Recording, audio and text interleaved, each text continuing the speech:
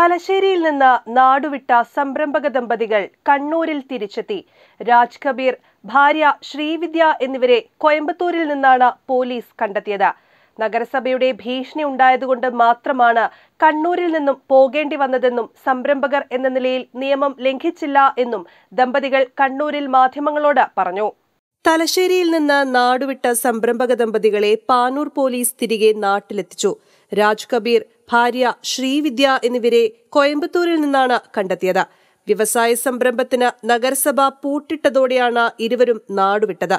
ദമ്പതികൾ നാടുവിട്ടതിന് പിന്നാലെ കുടുംബാംഗങ്ങൾ പോലീസിൽ പരാതിപ്പെട്ടിരുന്നു.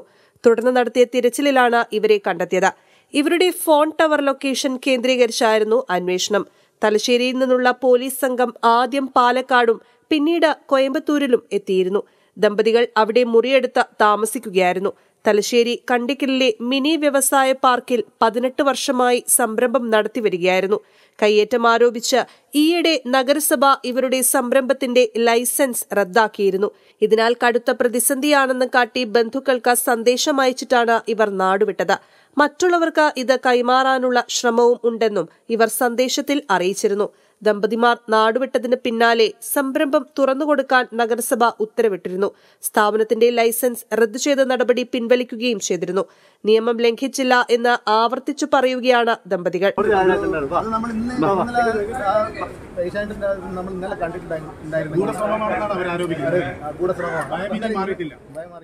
എന്നാൽ നഗരസഭയെ തെറ്റായി ചൂണ്ടിക്കാട്ടാൻ ദമ്പതികൾ മനഃപൂർവ്വം കെട്ടിച്ചമച്ച കഥയാണെന്നും ഇതിന്റെ പൂർണ്ണരൂപം വരും ദിവസങ്ങളിൽ നഗരസഭ തന്നെ പുറത്തുവിടുമെന്നാണ് അധികൃതരുടെ മറുപടി.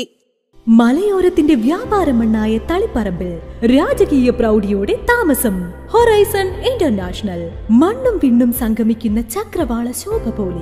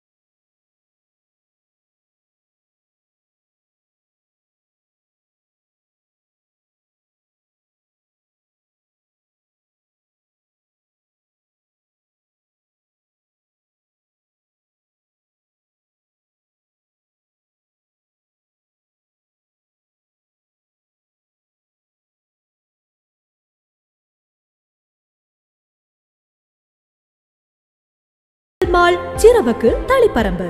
ഫോൺ 046023000300 @300098. മൊബൈൽ 8590414141 @8590212121.